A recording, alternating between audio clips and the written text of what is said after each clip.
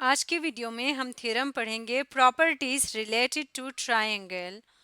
तो थ्योरम की स्टेटमेंट क्या है? Prove that sum of the measure of two sides of a triangle is greater than twice the measure of the median which bisect the third side.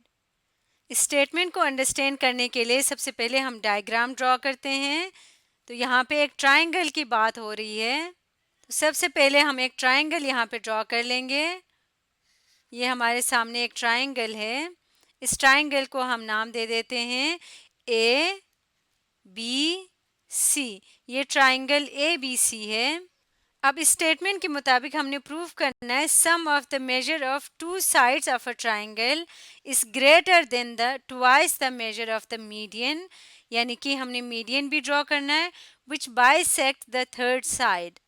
तो median क्या होती है? ऐसी line segment जो कि अगर हम ये एक वर्टेक्स से स्टार्ट होता है, फॉर एग्जांपल ये वर्टेक्स ए से स्टार्ट हो और जो थर्ड साइड मिसाल के तौर पे बी सी साइड है, तो इस तरह की लाइन होती है कि ये थर्ड साइड को टू इक्वल पार्ट्स में डिवाइड कर देती है। यानी कि मीडियन ऐसी लाइन है जो कि इस साइड के मिड पॉइंट से गुजर रहे होते हैं। तो ये दो जो साइड बी सी है ये टू इक्वल पार्ट्स में डिवाइड हो जाती है और ये कहाँ पे जाके कनेक्ट हो जाता है? ये अगले वर्टेक्स ए से जाके कनेक्ट होता है। तो ऐसी लाइन को हम मीडियन कहते हैं। तो हम सपोज करते हैं थर्ड साइड, ये साइड बी सी है। जिस पॉइंट पे ये बी सी को इंटरसेक्ट कर रहे हैं, इस पॉइंट को हम डी नाम दे देते हैं। अब जिस तरह से हम थ्योरम्स को प्रूव करते होते हैं, सबसे पहले हमने डायग्राम ड्रॉ की, इसके बाद हम गिवन डेटा लिख देते हैं। गिवन डेटा यहाँ पे क्या है? इन ट्रायंगल ए बी सी, हमने इस ट्रायंगल को नाम दिया था triangle A B C. Median A D bisects side B C at D. हमने एक मीडियन ड्रॉ की जो कि क्या है? ए डी है और ये बाइसेक्ट कर रहा है, यानी कि टू इक्वल पार्ट्स में डिवाइड कर रहा है साइड बी सी को। और किस पॉइंट पे डिवाइड कर रहा है? पॉइंट डी पे डिवाइड कर रहा है। ये इंफॉर्मेशन ऑलरेडी हमें इस स्टेटमेंट में गिवन है और हमने प्रूफ क्या करना है? प्रूफ हमने करना है कि मेजर ऑफ ए सी, यानी कि जो ए सी लाइन सेगमेंट है इसका measure plus measure A B line segment का मेजर, इन दोनों को अगर हम सम करें तो वो सम ग्रेटर आएगा, ज़्यादा आएगा। जो ए डी लाइन सेगमेंट की लेंथ है इसको 2 से मल्टीप्लाई करने से जो आंसर आएगा उससे ज़्यादा इन दोनों का सम होगा। अब हम सबसे पहले इस डायग्राम के ऊपर कंस्ट्रक्शन करते हैं। तो हम कंस्ट्रक्शन ये करते हैं ऑन ए डी। जो ए डी लाइन सेगमेंट है उसको आगे एक्सटेंड करेंगे and take a point E. यहाँ पे हम एक पॉइंट ले लेते हैं, इस पॉइंट को हम कह देते हैं point E. Such that D E is congruent to A D. ये कंगरेंसी का साइन है, यानी कि इक्वल है। इक्वल को हम क्या कहते हैं? ट्राइंगल्स में कंगरेंट कहते हैं। तो जो डी ई है वो कंगरेंट होगा ए डी के। जितना ए से डी तक का डिस्टेंस है उतना ही डिस्टेंस डी से ई तक का हम ले लेते हैं। ज्वाइन सी टू ई, उसके बाद हमने क्या करना है? सी और ई को भी ज्वाइन करना है। ये पॉइंट सी और ई को हमने ज्वाइन कर लिया। Name the angles, angle 1 and angle 2। तो जो ए डी ई से जो हमारे पास एंगल बन रहा है वो एक एंगल ये वाला है और दूसरा एंगल ये वाला है। तो इसको हम एंगल 1 कह देते हैं और इसको हम एंगल 2 कह देते हैं। अब हम इसको प्रूफ करना स्टार्ट करते हैं, जिसके लिए हम टेबल बनाएंगे। एक में हम स्टेटमेंट्स लिखेंगे और दूसरे में हम रीजंस लिखेंगे। हमने क्या प्रूफ करना है? हमने देखना है in triangle A B D, जो ट्रायंगल है ए बी डी, यानी कि ये वाला ट्रायंगल, इसकी हम बात करें और उसको हम कंपेयर करें ट्रायंगल ई सी डी से। ट्रायंगल ई सी डी ये वाले ट्रायंगल से। इसमें अब हम टेबल बनाते हैं और सबसे पहले अपना फर्स्ट आर्ग्यूमेंट यहाँ पे लिखते हैं। जो गिवन डेटा हमारे पास है ये क्या कहता है कि बी डी जो लाइन सेगमेंट है, बी डी ये कंगरेंट है लाइन सेगमेंट सी डी के। और ये बात हमें कैसे पता है? ये गिवन डेटा से पता है। यहाँ पे ऑलरेडी हमें बताया हुआ था कि median A D bisect side B C at D. तो बाइसेक्ट का मतलब है टू इक्वल पार्ट्स में डिवाइड करना। तो बी से डी और डी से सी दोनों इक्वल है, यानी कि कंगरेंट है। तो अगर ये कंग्रेंट होंगे तो इसका मतलब ये होगा कि एंगल 1 और एंगल 2 भी आपस में कंग्रेंट होंगे। तो हम यहाँ पे लिख सकते हैं angle 1 and angle 2 are congruent. यहाँ पे हमने कौन सी प्रॉपर्टी यूज़ की है? वर्टिकल एंगल्स की प्रॉपर्टी हमने यूज़ की है। यानी कि जब भी किसी लाइन को कोई दूसरी लाइन कट करती है तो जो वर्टिकल एंगल्स बनते हैं वो हमेशा इक्वल होते हैं, कंग्रेंट होते हैं। इसके बाद नेक्स्ट प्रॉपर्टी हम यहाँ पे लिख लेते हैं कि जो हमने कंस्ट्रक्शन की थी वो हमने इस तरह से कंस्ट्रक्शन की थी कि ए डी और डी ई दोनों कंग्रेंट है। तो वो भी यहाँ पे हम लिख लेते हैं।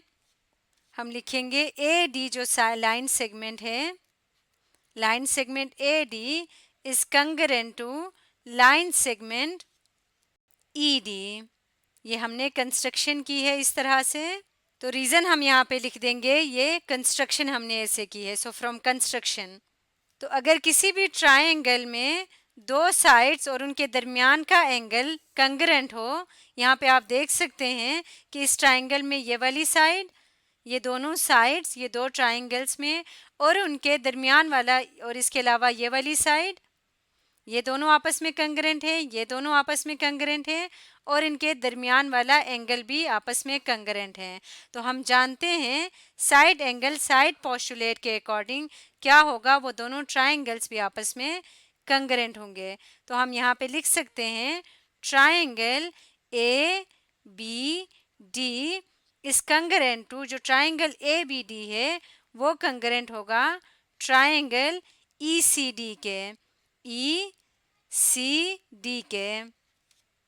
हम ऊपर स्क्रॉल करके देख लेते हैं ट्रायंगल ए बी डी कौन सा है, वो ये वाला ट्रायंगल है और ट्रायंगल ई सी डी ये वाला ट्रायंगल है। तो ये दोनों कंग्रेंट होंगे और किसके अकॉर्डिंग होंगे? साइड एंगल साइड पोस्टुलेट के अकॉर्डिंग ये ट्रायंगल्स कंग्रेंट होंगे। तो जब ट्रायंगल्स कंग्रेंट होते हैं तो हर क्रॉसपॉन्डिंग साइड और एंगल भी आपस में कंग्रेंट होते हैं।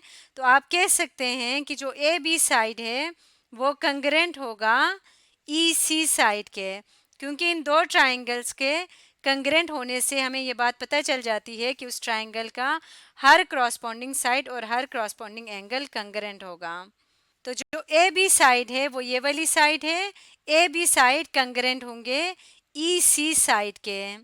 अब अगर हम इसको प्रॉपर्टी 1 या इक्वेशन 1 कह दें, अब अगर हम ऊपर स्क्रॉल करके देखें तो यहाँ पे हम एक और ट्रायंगल भी देख सकते हैं जो कि ये वाला ट्रायंगल है, ए सी ई ट्रायंगल। अगर हम इस ट्रायंगल को गौर से देखें ये वाला, तो हम जानते हैं कि किसी भी दो ट्रायंगल्स के दो साइड का सम हमेशा तीसरे साइड से बड़ा होता है। हम नीचे रीजंस में लिखेंगे कि ए सी जो साइड है प्लस सी ई साइड, इन दोनों को सम करें तो वो ए ई से बड़ा होगा। यहाँ पे हम लिख लेते हैं मेजर साइड ए सी, यानी कि ए सी साइड का मेजरमेंट प्लस मेजर साइड ई सी। ए सी और ई सी को अगर हम प्लस करें तो ये क्या होगा, ये हमेशा ग्रेटर आएगा मेजर साइड ए ई से।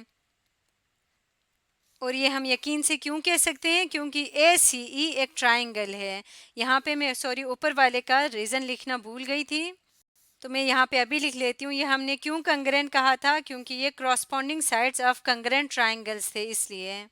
अब इसको हम इक्वेशन नंबर 2 कह देते हैं। इक्वेशन नंबर 1 और 2 को अगर हम देखें तो मेजर ए बी और ई डी क्योंकि इक्वल हैं, सॉरी ये साइड ई सी था, हम दोबारा ट्रायंगल पे जाके अगर हम देखें तो क्रॉसपॉन्डिंग साइड हमने ए बी और ई सी की बात की थी कि ये दोनों इक्वल है, मैंने गलती से ई डी लिख दिया। तो ए बी और ई सी दोनों कंग्रेंट थे, तो यहाँ पे ई सी की जगह हम लिख सकते हैं मेजर ए सी प्लस ई सी की जगह पे हम लिख सकते हैं मेजर ए बी, क्योंकि ई सी और ए बी इक्वल हैं तो इनकी लेंथ भी इक्वल हो जाएगी क्योंकि वो कंग्रेंट हैं। तो यहाँ पे सिर्फ ई सी की जगह मैंने ए बी लिख दिया और बाकी सारा एज इट इज़ रहने दिया। तो ये हमारे पास एक नई इनइक्वालिटी आ गई है। रीज़न हम यहाँ पे लिख लेते हैं फ्रॉम 1 एंड 2, इक्वेशन 1 और 2 से हमने ये डिराइव कर लिया। अब अगर हम देखें तो जो ए ई है, अगर हम अपने ट्राइंगल में वापस जाके देखें तो यहाँ पे जो ए ई लाइन सेगमेंट है वो किसके इक्वल है, ए डी को अगर हम ट्वाइस कर लें, यानी कि ए डी को अगर हम 2 से मल्टीप्लाई करें तो वो ए ई के इक्वल आएगा। यही हमने कंस्ट्रक्शन की थी। किसी ए से डी तक का लेंथ और डी से ई तक का लेंथ एग्जैक्टली इक्वल हैं, ये 2 इक्वल पार्ट्स हैं, तो इसका मतलब ए ई को हम लिख सकते हैं ट्वाइस ए डी। तो यहाँ पे ये लिख लेते हैं, हम लिखेंगे हेंस मेजर ए सी, जो ए सी लाइन सेगमेंट है, plus measure A B is greater than twice measure A D. ये अभी हमने कंस्ट्रक्शन से देखा था कि ये ट्वाइस के इक्वल है, तो यहाँ पे हम लिखेंगे रीज़न कंस्ट्रक्शन। तो हमने जो प्रूफ करना था वो यही चीज़ हमने प्रूफ करनी थी कि यहाँ पे देखें A C plus A B is greater than twice measure of A D. तो हमने इस तरह से ये थ्योरम प्रूफ कर लिया।